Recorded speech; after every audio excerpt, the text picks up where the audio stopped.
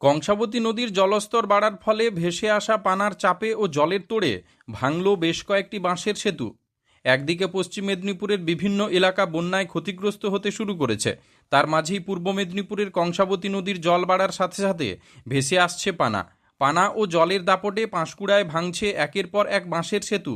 পাঁশকুড়া এলাকার ডোমঘাট মাগুরি জগন্নাথ চকের চড়কপোতার বাঁশের সেতু ভেঙে পড়েছে, যার ফলে বর্তমানে সাধারণ মানুষকে ঘুরপথে যেতে হচ্ছে। ইতিমধ্যে তৎপরতার সাথে প্রশাসন নজরদারি চালাচ্ছে পাঁশকুড়া কংসাবতী নদীর তীরবর্তী বিস্তীর্ণ এলাকায়। অপরদিকে ক্রমশ বাড়ছে কংসাবতী নদীর জলস্তর। কয়েক মাস আগে পাঁশকুড়ায় ভয়াবহ বন্যায় ভেসে গিয়েছিল পুরো এলাকা। সেই আতঙ্ক এখনও রয়েছে পাঁশকুড়াবাসীর মধ্যে। তবে জলস্তর বাড়লেও অভয় দিয়েছেন পাঁশকুড়া পঞ্চায়েত সমিতির সহসভাপতি সুজিত রায়। না, পাঁশকুড়া পরিস্থিতি স্বাভাবিকভাবেই আছে, ভয় পাওয়ার কিছু নেই।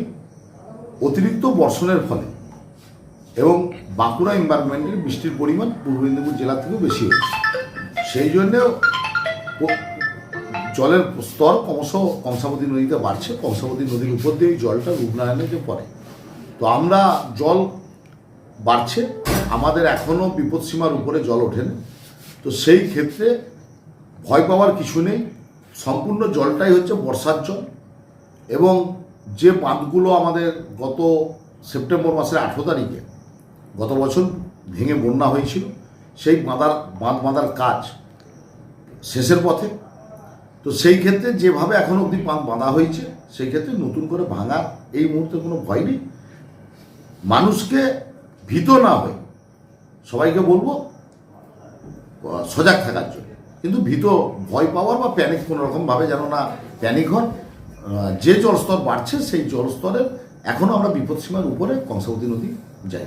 এই যে বাঁশের সেতুগুলো ভেঙে গেল, সেক্ষেত্রে কতগুলো গ্রাম এই মধ্যে? বাঁশের সেতু ভাঙার ফলে গ্রাম বিচ্ছিন্ন হচ্ছে না, অনেক মানুষকে হয়তো অনেকটা রাস্তা ঘুরে আসতে হবে, যে সমস্ত কংক্রিট ব্রিজ আছে সেই ক্ষেত্রে। তবুও আমাদের যে 15 নম্বর ওয়ার্ড পাঁশকুড়া পৌরসভার সঙ্গে চৈতন্যপুর এবং ঘোষপুর জিপির কানেক্টিং সরাইঘাট ব্রিজ ভেঙে পড়ে গেছে, যার ফলে বেশ কিছু গ্রাম ওখানে বিচ্ছিন্ন হচ্ছে। এবং ডোমঘাটের কাছে একটি ব্রিজ ভেঙেছে, সেই ব্রিজের জন্যে বিচ্ছিন্ন হয়েছে। গোবিন্দনগর এবং মাইসরার কানেক্টিং, মাইসরাতে একটি ব্রিজ ছিল, সেটাও ভেঙে গেছে। সেই ব্রিজ ভাঙার জন্য সেখানেও মানুষ বিচ্ছিন্ন হয়েছে। তো আর প্রচুর পরিমাণে জমা কচুরি পানা নদীতে আছে, যার ফলে জলস্তরটা পাঁশকুড়া থেকে একটু বেশি বৃদ্ধি হচ্ছে, এবং সেই কচুরি পানা সরানোর যে সমস্ত জায়গাগুলিতে নদী বাঁধ ভাঙন ধরেছিল, সেই ক্ষেত্রে কি বাড়তি কোনো সতর্কতা? ইরিগেশন দপ্তর সম্পূর্ণভাবে নজর রেখেছে, পাঁশকুড়া পঞ্চায়েত সমিতি সম্পূর্ণভাবে নজর রাখছে। এখনও অবধি সেই বাঁধ কোনো রকমভাবে সমস্যার সম্মুখীন হয়নি, যেখানে বাঁধার কাজ শুরু হয়েছে, প্রায় শেষের পথে বাঁধার কাজ।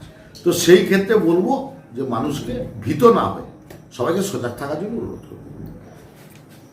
399 hotel and restaurant, Narayangarh bypass, পশ্চিম মেদিনীপুর।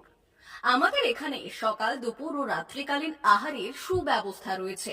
সকালের টিফিনে পাবেন স্ন্যাক্স, পরোটা, আলুর paratha, bread omelette, bread toast, dosa, idli, sambar vada সহ অন্যান্য আইটেম। দুপুরের খাবারে পাবেন ভেজ ও নন ভেজ আইটেম, লাউ চিংড়ি, চিংড়ি মালাইকারি ও ইলিশের নানান পদ, ভাত, খাসি ও মুরগির মাংস। রাতের খাবারে থাকছে একাধিক ইন্ডিয়ান ও নন ইন্ডিয়ান সুস্বাদু ও সুস্বাস্থ্যকর খাবার। সুলভ মূল্যে ও পরিচ্ছন্ন খাবারের একটাই ঠিকানা, P99 hotel and restaurant, Narayangarh bypass, Narayangarh, পশ্চিম মেদিনীপুর। বিশেষ দ্রষ্টব্য, আমাদের এখানে সকল অনুষ্ঠানে খাবারের অর্ডার নেওয়া হয়।